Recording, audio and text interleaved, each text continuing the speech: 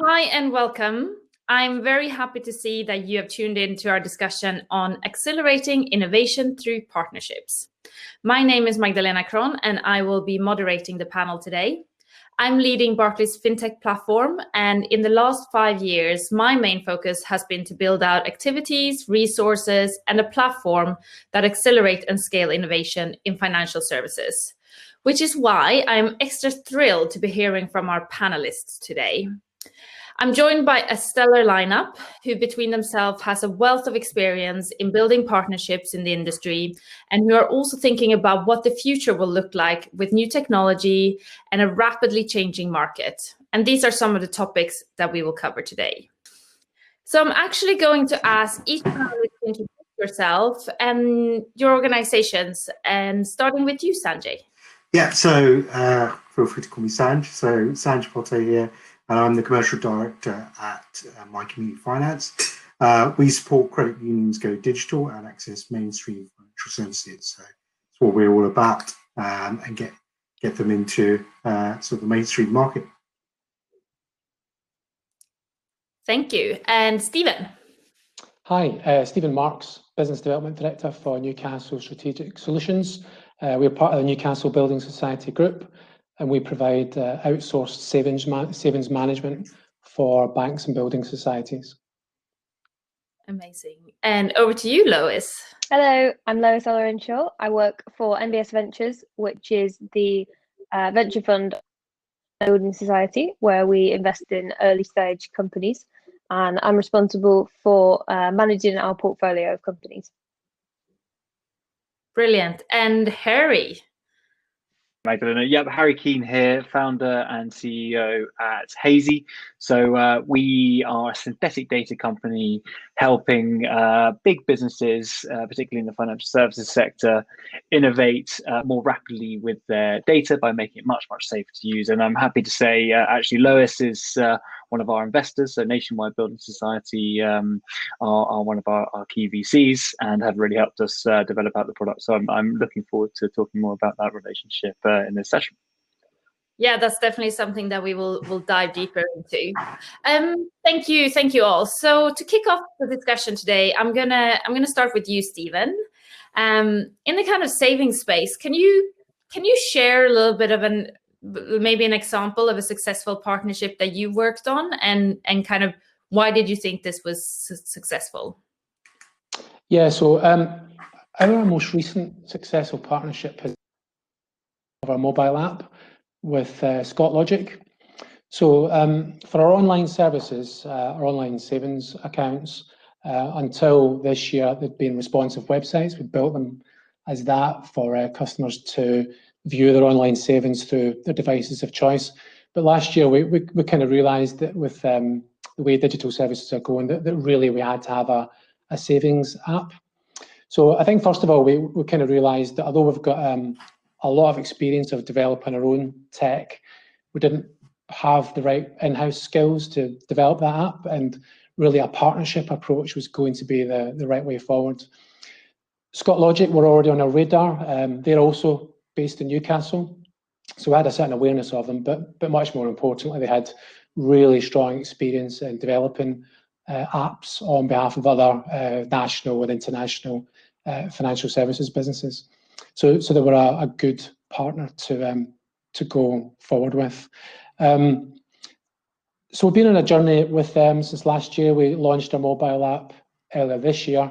The steps we've had along the way, we've now had the first steps into cloud services, which has been good. We've tapped into their UX expertise. It's been developed using open API technology, which will be important going forward in the future. Mm-hmm.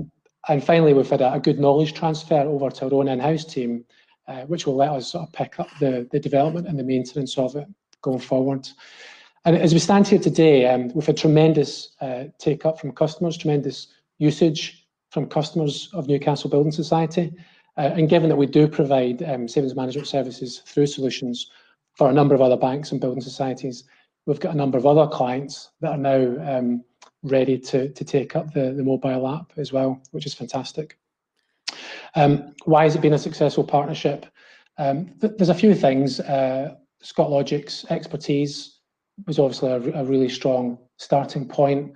But I think that the cultural fit was really important as well. Good people to work with, and I think that's really important in that kind of partnership arrangement when you have the inevitable bumps in the road that always come with a project of this significance. So that's been an important factor, and I think another factor as a strong regional building society in the northeast, albeit with a national presence through certain channels, being able to work alongside other northeast businesses was important for us, given our place in the northeast community. So that really helped as well with Scott Logic. And do you think, and what was the decision not to build it in-house? Yeah, I mean, I think our starting point would normally be, is this something that we think we've got the in-house capability to do? Yeah. And as I say, we've actually got quite a good tradition of developing things ourselves in-house, but increasingly, I think we realise, there are a lot of sort of new digital services where you just can't assume you're always going to the in-house skills to be able to do that, and a partnership model will be the best way forward to get the expertise and to get the speed of delivery as well. Thank you, Stephen. That was great.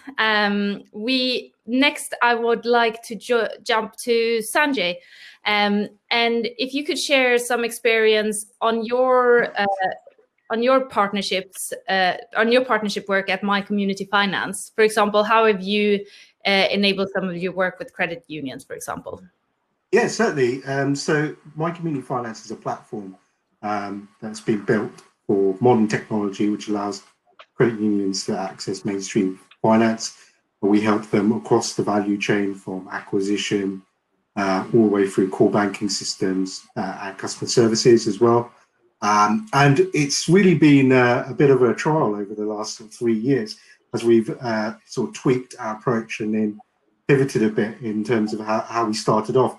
We originally started off as a platform just to broker in deals, loans and savings into credit unions across the UK, but we found that there was too many credit unions on our platform. We had 20 at one time, and we spent too much time trying to manage the needs of all these different credit unions. And we found that some of them didn't have the correct infrastructure set up around that, so they couldn't handle the volume of leads that we were sending into them. And then, we weren't aligned either as a group in terms of, the growth of the platform and the SLAs around that. So we fundamentally shifted that. We actually ended up focusing the platform and building a deep relationship with 2 credit unions and actually support their growth and build the infrastructure around that. So we built a full service platform around that didn't just mean acquisition and brokering leads, but a core banking platform around it, a scoring model around it, payments model, everything, basically a full sort of bank, credit union and box solution. And we dive with those 2 credit unions to build that out, rather than focus on all those different needs. We also aligned our culture, and I think Stephen mentioned it, aligning the cultural fit. A lot of the credit unions we had from previously had sort of different appetite, and we really wanted to support the growth of the credit unions because we think they have a valuable and unique model that can support the UK in the banking space in particular. So we aligned appetite, someone who wanted to grow and drive and innovate and use new technology, and that was really important. So almost a deep relationship with someone who had the same appetite was very important to us. And so in the end, what that means is that, we share the same buildings. We have credit unions in the same buildings as us. We have them on Teams, we have them on chats, we have regular conversations on a daily basis, and we've helped them build an operational infrastructure that supports that growth out. And so that's been our sort of biggest learning as we've gone through this journey. And one of our credit unions is now the fastest growing credit union in the UK. Oh, that's amazing. So do you think that this will enable you to grow and scale into more credit unions as you learn to really kind of deepen your focus with these 2 in particular? Or are you looking to just continue to build out the proposition for the selected unions that you're working with? So I think we will continue to build out the solution with selected credit unions showing success, which it already is, showing massive success. But we would like to add other credit unions to the panel. But I don't think we could go more than 5, just based on the operational elements and the involvement and investment that's required to take that on in terms of the flow that we can drive, and also the operational side of getting your operations up to speed. To work in a digital environment. Yeah, and we're going to jump a little bit to talk about kind of successful partnership models in a bit, and love to hear your thoughts on that. But before we do that, I want to hear from Lois and Harry, because you've actually worked together. Hazy and Nationwide has been working together. So can you share a little bit more of the background on your partnership? Yes, absolutely. I'll maybe kick off with some of the background, and then I'll let Harry talk about some of the detail of what we've done together, because I'm sure he'll do a much better job than I would. But so I think Harry and I first met back in sort of early 2018, and we were, as Nationwide, looking to make some early stage investments into companies that were kind of doing things that Nationwide wasn't yet maybe thinking about, to try and get a foot in the door and do some innovative stuff.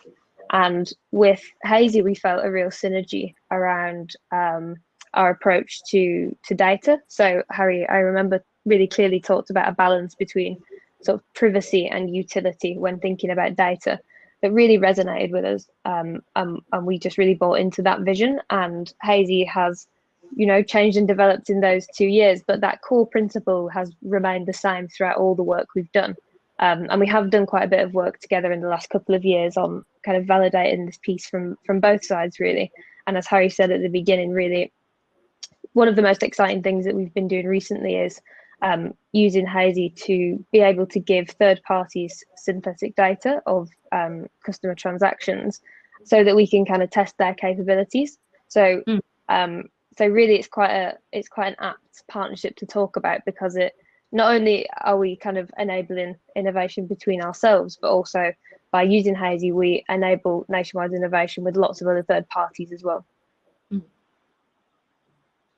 I can just jump in and just say, I completely agree, Lois. It's a really, really good example, and I think, from our perspective, the opportunity to work with Nationwide at such an early stage of our business was really such a no-brainer once we've met the team and sort of described and talked about how we might be working together. And I have to say, we have learned such an incredible amount as a small business from having such direct sort of customer access and insight, that it's really been a really pivotal moment in our development as a company. And yes, the kind of element of funding was absolutely fantastic, and Nationwide have been brilliant in supporting us in a number of financing rounds now. But as I say, the real value is having such a direct customer sort of reference that we can really test ideas with. We can iterate quickly, get a lot of feedback, and almost in that sense of, it's a very, very friendly customer environment. So you can sort of make mistakes, and ultimately you can sort of learn together, if you will. And that's been a really powerful sort of structure of the partnership for us. Yeah, I can imagine, and it's a great, it's really demonstrating the impact these partnerships can have, and you need the agility of you as a startup to be able to move quickly and be able to be adapt and be flexible, whilst having the connectivity into someone who has the customers and the long history is really, really valuable. So kind of building on that a little bit, and this is, I'm going to open up to everyone, but how, in your experience, how do you build a successful partnership model? What are maybe some top 3 advices? What should you be thinking about? If we'll start with you, Harry and Lois, and we'll go to Stephen and Sanjay after that. Harry, do you want to go first?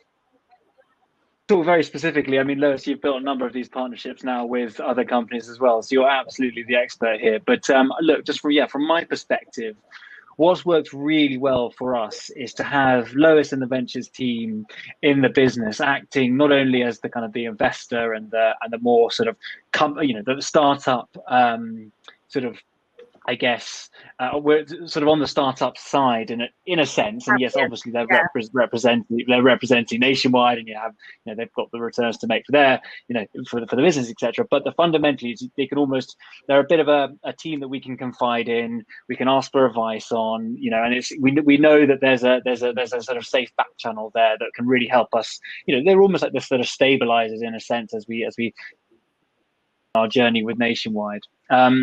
And they're also another sort of lever we can pull if it's with the business side, or we think it's going down the wrong direction. There's plenty of ways that having that sort of that sort of back channel, I guess, or that kind of way of helping steer the conversation has been super helpful. So I think my top tip would be if there's an element to the relationship where yes, there's the business side, but then with the young companies, there's almost that bridge element as well, which is can broker the right conversations, help make the introductions, help steer conversations, and then certainly in the latter part of a commercial deal can even help steer, provide advice around the best approaches, etc. And as I say, that setup has worked really well for us. So I'd pop in that as a top tip from our perspective. Having a sort of independent adjudicator, in a sense, acting in the middle has been really helpful for us.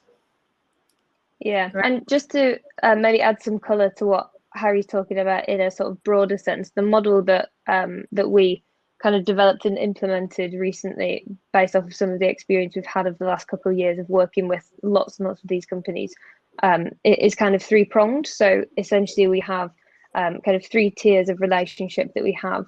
The first one, as Harry said, is with us, with the investors. And we're kind of, we're interested in how the company is doing generally. We're interested in the partnership beyond just our own company. The second tier is a kind of partnerships team that is specifically focused on ensuring that these companies can do work with Nationwide, and that goes both ways. So they identify opportunities both from within the organisation and from within the earlier stage companies that we're talking to, and they try to match make there. And then the third tier, the third prong is kind of what we term sort of the customer, the internal customer. So within Nationwide, when there is a use case to be done, there will be a team or a person who is the kind of sponsor of that, or the customer, and then that relationship is separate again. And having those three relationships separated out, I think, is really useful for us. It means that there are clear roles and responsibilities. Everyone understands what outcomes they're working for. And those things are different, and that's fine. We have different incentives, but as long as they're aligned, then it tends to work. And as long as we're transparent about communication, they're kind of top tips that we would be given. Yeah, I think that really resonates with me from my experience as well, from what I've seen with companies that we work with at Barclays as well. Mm-hmm. So Stephen, in your experience, how do you build a successful partnership model, and can you share any best practice or best approach for this? Sure. Lois and Harry have already touched on a few of the points that I had in mind as well when you asked the question. But I think, first of all, just being really clear on what the problem is that you're trying to solve, and the role that a partner is going to play in that. So I think being really clear on that. I think, assuming you do want a partner to be involved, I think being really clear on the outcomes and objectives, as Lois has just touched on, the transparency as well, which I mentioned earlier with Scott Logic, the transparency, the cultural fit, the inevitable bumps in the road, that's really important as well. I think that cultural fit goes a long way to helping. So, yeah, I think there's a certain overlap with what's been said before, but I think being really clear on the problem you're solving is an important starting point. Great. And Sanjay, what's from your experience, what do you have to share on kind of best practice? I know we were talking a little bit, how do you think outside the box in partnerships? What's your thinking there? Yeah, I certainly think it's, as everyone says, it's being very clear about what the objective is. So, a recent example for us was we wanted to reduce the number of KYC fails that we get as customers sign up. So being very, very objective is important. And then canvassing, companies that play in that space. You can do lots of research, not just outside the big providers that always come up, but you tend to find that now with the rise of fintech, there's a fintech company out there for every little thing that you can think of.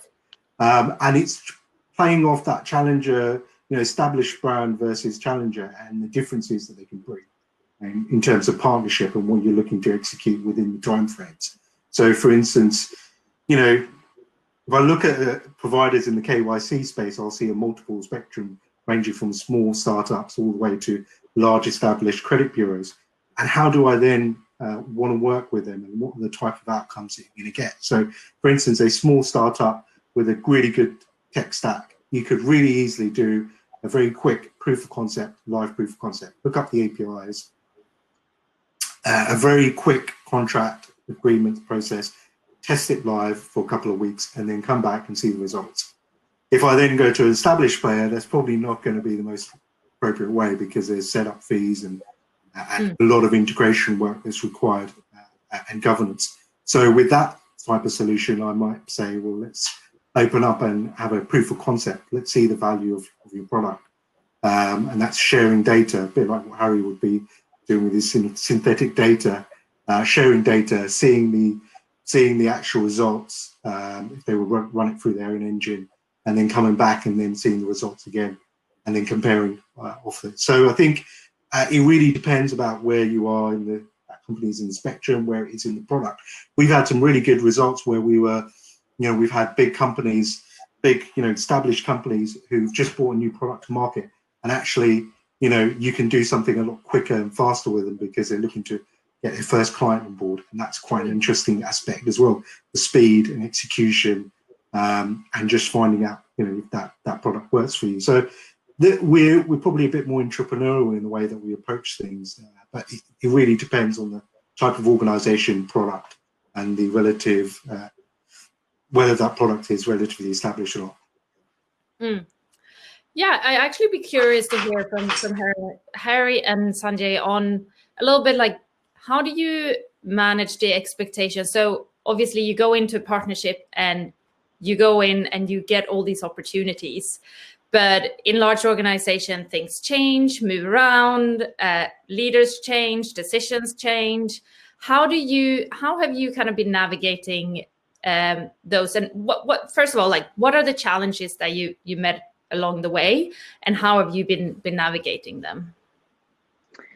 Yeah, perhaps I'll jump in. Yeah, I think it's a complicated world working with these large organizations, particularly, I personally come from a small business background and come from a tech space, and so this kind of concept of navigating the politics and navigating the sort of organizational structures that seeming to be disappear endlessly off into the distance is really has really been a steep learning curve for me. So that, I have to say, is definitely one of the challenges we've come across, sort of understanding who we need buy-on from and when, how to sort of incorporate all the different stakeholders with some quite critical decisions that they've got to make, particularly around some of their core infrastructure and data that they're really spending a lot of time trying to solve some of their core problems around. So I'd say for us as a small business, that's been one of the core challenges, but it's definitely been one that's been we've approached with Lois and the team, and they've definitely helped to sort of navigate some of that complexity. And then I think just that there's some really basic practicalities as well that can be super challenging. You want to jump in, move quickly, and demonstrate the power of your technology. But as Sanjay was saying, there is some very basic governance issues that you have to try and navigate around. And excuse the sales pitch here, but yeah, I have to say, even we've experienced the kind of the problems of some of these governance processes, and these are the exact problems we're trying to solve as well, in a sense. Simply just getting infrastructure provisions, getting access to data sets, and going through the checks and security processes you used to do. They're all kind of practicalities that fundamentally, if we dwell for too long on, can actually be really detrimental. And we jump into this partnership because we want to commit to it, and actually there's definitely a risk for early stage businesses. If they put all their eggs into sort of one basket, and that basket sort of then takes too long to run a pilot and eventually get to a commercial deal, then there's a real risk of that's a kind of an existential threat to the success of the business. So yeah, you've got to be careful with this stuff, and some of the points that the guys have made earlier on really help around sort of making sure there's alignment and buy-in before really jumping in. But yeah, I think those are some of the biggest challenges we've faced as well. Yeah, I can definitely feel that. I think one of the things that we've started to do is I think it also depends on how valuable that product or service is within your business. So if it's a marginal gain, you probably wouldn't want to work with a partner that's too governance focused. So you may want to be then more willing to take risk with a startup, and probably that's the approach you're going to go with in terms of doing quick proof of concepts with them, which will test the value of that product. But with some of the bigger organizations, what we do is we end up doing RFPs, and I know it's a thing that most big corporates do, but we found it really valuable because we can go out to a number of large organizations that provide similar services. And the one thing we always do is, in one of our success criteria, and we try and keep it to 5, is that we say how quickly you respond and turn around responses and are open and communicating to us. So we actually are very clear and transparent up front when we send the RFP document to large organizations, that if you don't move at speed, if we don't feel like you're very interactive, that will downplay on the potential success of the bid. And we do actually hold to that. So there is a part of our decision making that is aligned to our ethos of moving fast and getting execution done quickly, really. And do you have any kind of thoughts on those practicalities in terms of, is there any way you can prepare for those practical points that a large company need to have from you as a small business? I would say always have a lawyer on your team. It's practically the most practical experience I could say. It's that's a good advice. Have a good lawyer. Yeah. All right. Amazing. Thank you for that. So, and Lois, I kind of like to jump in and dig into a little bit more about how you work with other portfolio companies to connect them with partner opportunities, and personally, kind of what have you seen as an influencer when you work with a business and you want to connect them into nationwide? How are you doing that? Yeah, so the kind of 3-pronged model that I talked about before is essentially how we do that, kind of theoretically at a high level. In practice, I suppose it's really a lot of just sort of getting over both sides, so understanding all of the strategic priorities on the side of Nationwide and on the side of each portfolio company. And so we kind of have quite a lot of people on that. And I suppose with some of the portfolio companies that we've got investments into, their roadmaps can change quite dramatically and quite quickly.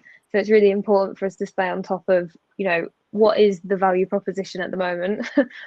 What kind of work has gone on? Harry talked a bit about the product market fit work that they've done over the last 2 years. And it's been so impressive to see. Like, we learn a lot just from kind of, being with them on that journey, all of our portfolio companies going through that.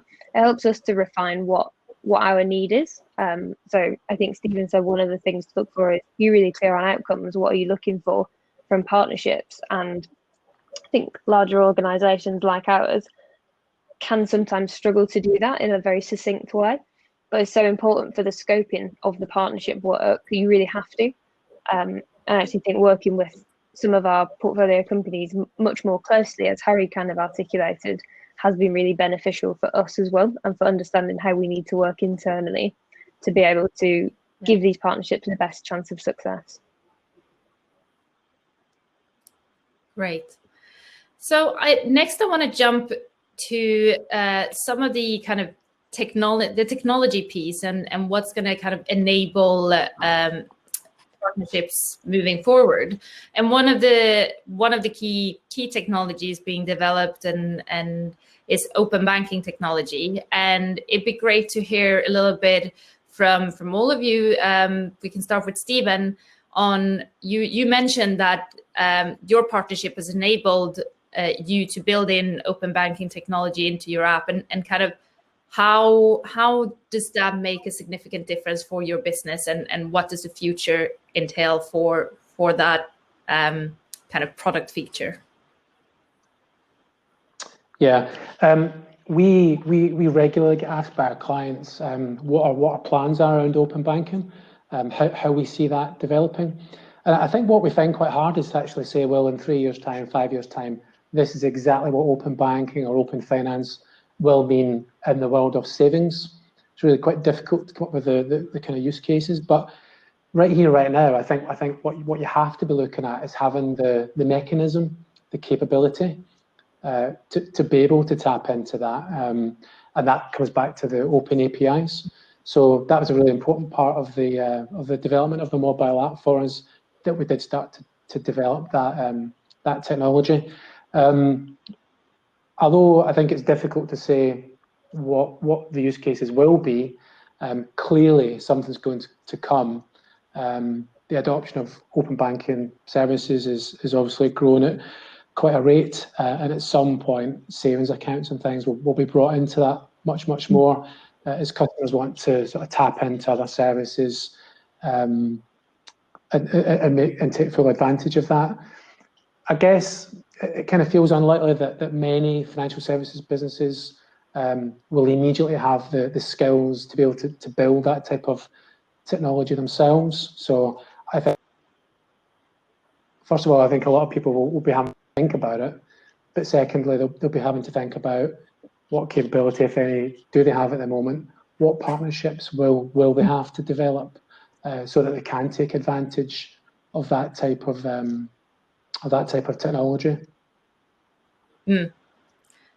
And Sanjay, kind of what's your experience? How have you incorporated open banking technology and plan to build it into your product offering? Yeah, so we've been a pretty big advocate of open banking, especially on our lending business. We've seen sort of significant value in having that approach to underwriting.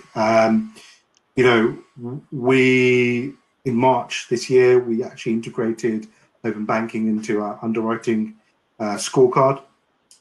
So it's automated, real time, very limited manual intervention from our underwriters. And we basically, our approach has been that we see the value of the data, not necessarily the technology. So we've outsourced the technology for, you know, there's a number of PISPs and ASPs that essentially have the services to connect to all the banks. But really the value for us has been integrating those APIs into our decisioning, so it makes it a much quicker process and allowing customers to be onboarded more smoothly, rather than send manual bank statements. So that's been a really big win for us in terms of integrating, making a core part of our approach and our system, and then speeding up the onboarding journey through this period. We are actively working at the moment to actually take open banking data from brokers. A number of the big price comparison sites are actively working on allowing customers to provide that open banking ahead before they come to us, and that will be the next stage that is very imminent for us. Again, it's all about reducing the friction for the customer when they come through, and improving our processing as well. So for us, it's a pretty big deal. The traditional banks have that access to that open banking data, and we're seeing value of it. Great, Harry. how are you working? Are you using open banking technology at all? Well, look, I can talk very, very specifically actually about a project we do nationwide.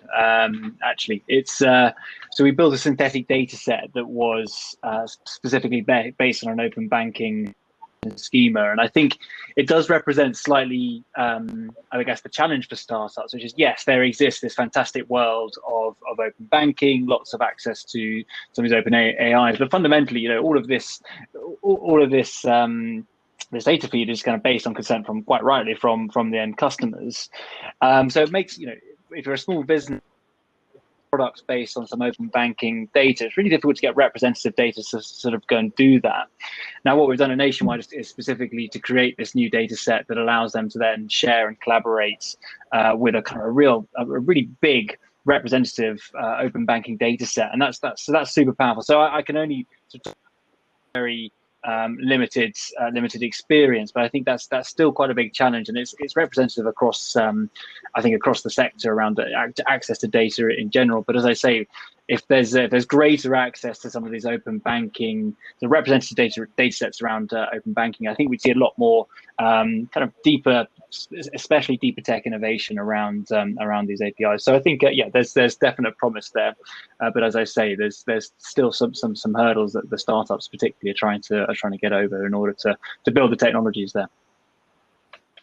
Yeah, I think the kind of basic infrastructure might still need some work for that seamless connectivity to constantly happen. I definitely spoken to a few companies who have integrated with several banks on their open banking on their APIs, and then a week later the bank has changed all the integration and they have to reintegrate. So it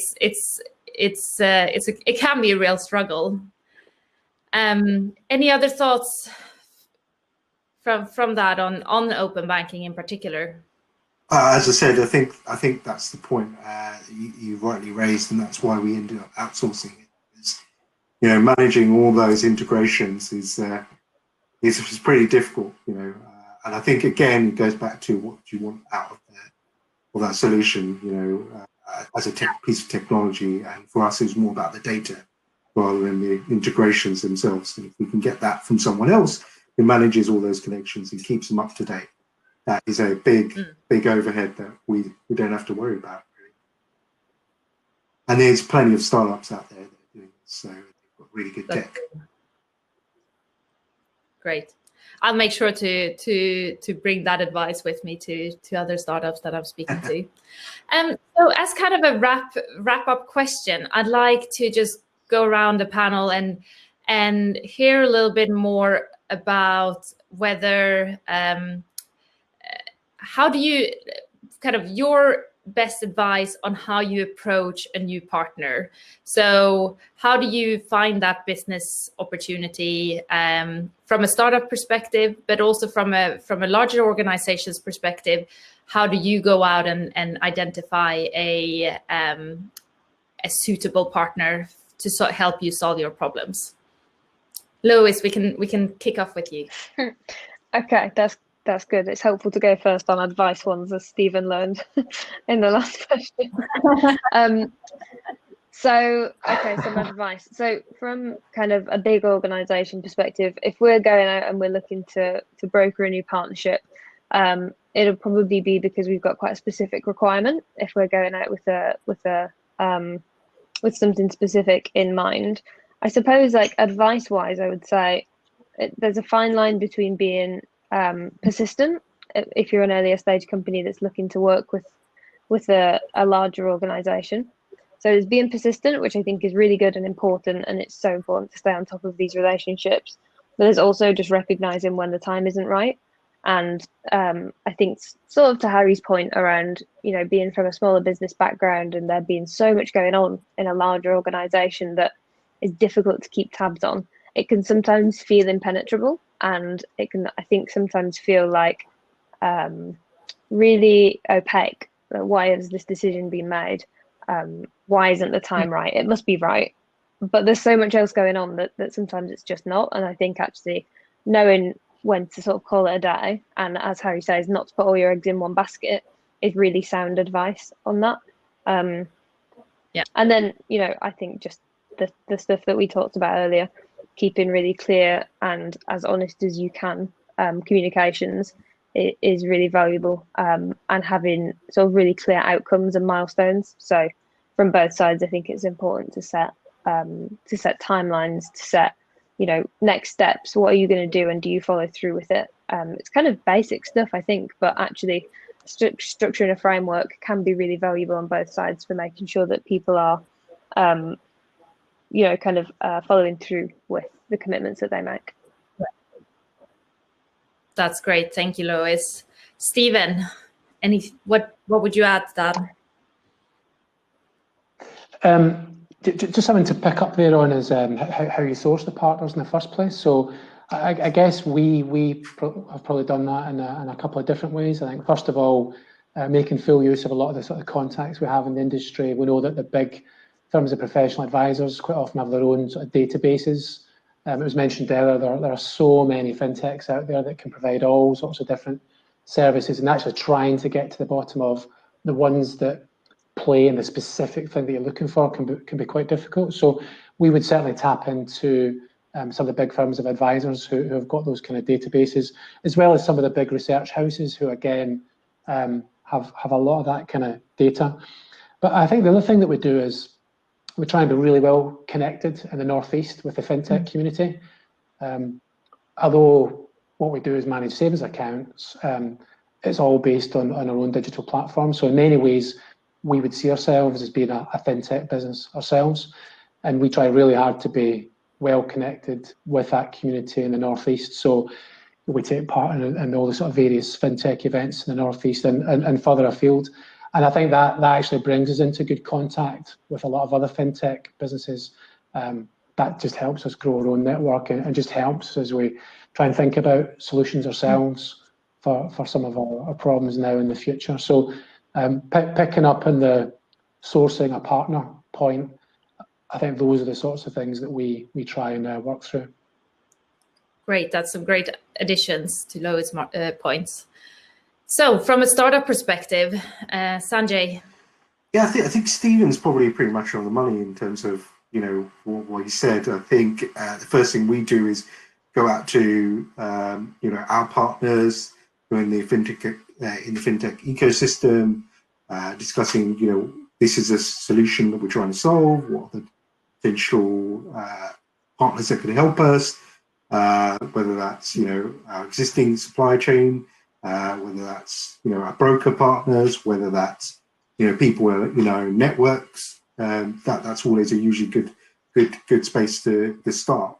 And then I think the other piece is, as Stephen said, is, you know, turning up to events like this, or you know, going to events and meeting other people and sparking ideas can always also bring out a lot of opportunities and networking, which can spark, you know, you know, make you think about, you know, a particular part of the journey that you want to change, and you know, you might end up having a conversation with someone.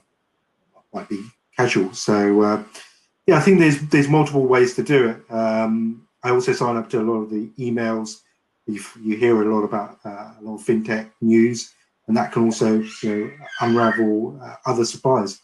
And just keeping an eye on that news can help you understand who's playing in the space you're looking for. But there's nothing better than, once you've got an initial list, is to just set up a quick call and have a quick discussion if they're the right fit, essentially.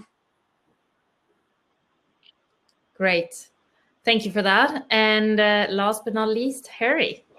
Yeah, so look, I think the main thing I would suggest that when you're looking for one of these new partners, is just from a startup's perspective, is to really try and find those partners that have a very clear, structured process for identifying the clear business problems, the need for your particular product and service, and that where you can really see strong buy-in from the business side.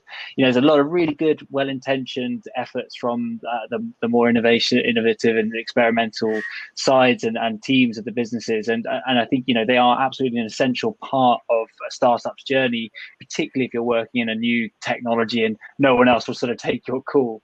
But it really, it's really try and find those teams that do have that process in place, that you can see a really clear way that they can ultimately drive kind of adoption of your tool, and that they have influence in the business as well. So I think that's that would absolutely be my top tip. Make sure you try and use your time wisely, because it can be it's very easy to get sucked into these sort of very time consuming relationships with certain teams. But as I say, clarity around that business proposition and that tie-in with the business early on is really key.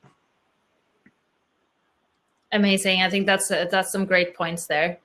So actually, that's what we have time for today. Thank you all for your amazing insight and sharing your experience from kind of your partnerships and how you've been accelerating innovation through those partnerships. So thank you everyone who tuned in to listen. I hope you enjoyed the discussion and that you've taken some valuable learnings back to your company and back into your role.